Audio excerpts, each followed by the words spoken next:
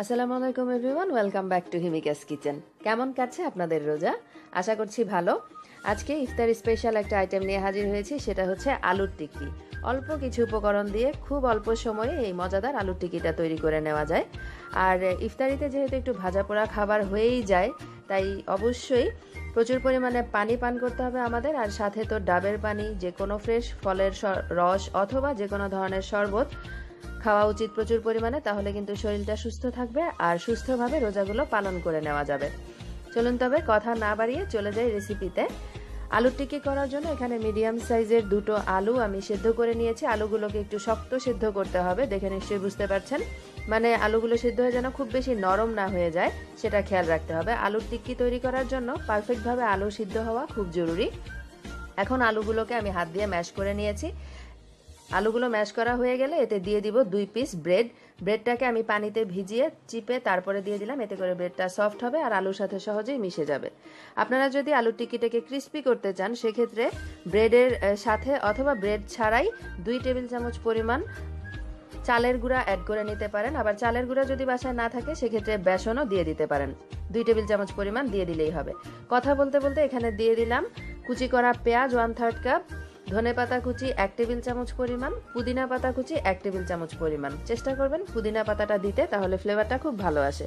স্বাদ মতো লবণ অর্থাৎ 1/2 চা চামচ পরিমাণ আমি দিয়ে দিলাম।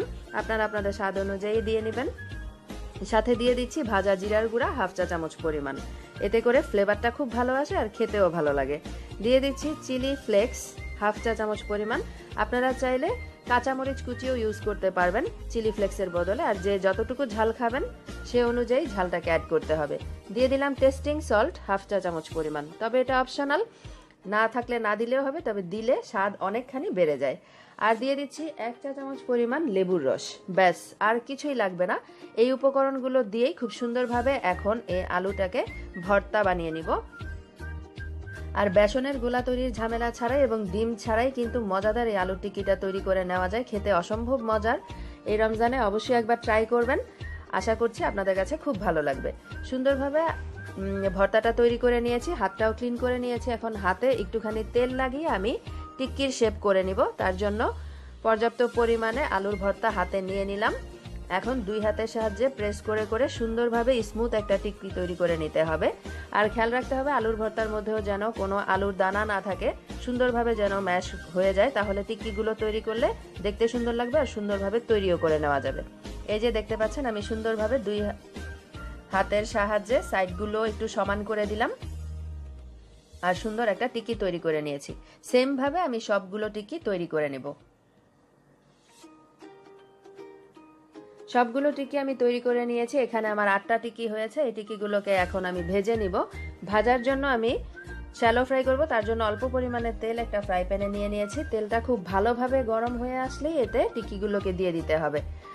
ঠান্ডা তেলে টিক্কিগুলোকে দিলে অনেক সময় আলুটা তেলটাকে অ্যাবজর্ব করে নেয়, সেক্ষেত্রে টিক্কিটা কিন্তু ভেঙে যেতে পারে। তাই ভালোভাবে তেলটা গরম হওয়ার পরেই আলুর টিক্কিগুলো দিয়ে দিতে হবে ভেজে নেওয়ার জন্য। আর চুলার আঁচটা তেলটা ভালোভাবে গরম হয়ে যাওয়ার পর চুলার আঁচটাকে কমিয়ে মিডিয়াম হাইতে রাখলেই হবে। আর সাইডস থেকে যখন দেখা যাবে যে টিক্কিটা ব্রাউন কালার দেখা যাচ্ছে, তখনই এগুলোকে উল্টে দিতে হবে। খুব বেশি সময় লাগবে না, 3 থেকে 4 মিনিটেই টিক্কিগুলোকে ভাজা হয়ে যাবে, কারণ এতে সিদ্ধ হওয়ার কিছু নেই। জাস্ট কালারটা ডিপ ব্রাউন হয়ে যাওয়া পর্যন্ত ভেজে নিলেই হবে।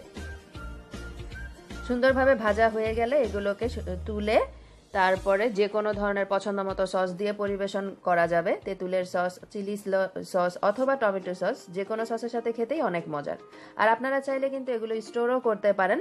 টিক্কিগুলো বানানোর পরে একটা জিপলক ব্যাগে ভরে ডিপ ফ্রিজে রেখে দিতে পারেন। যখন খাবেন তার 15 মিনিট আগে বের করে নর্মাল টেম্পারেচারে এনে ভেজে সার্ভ করা যাবে।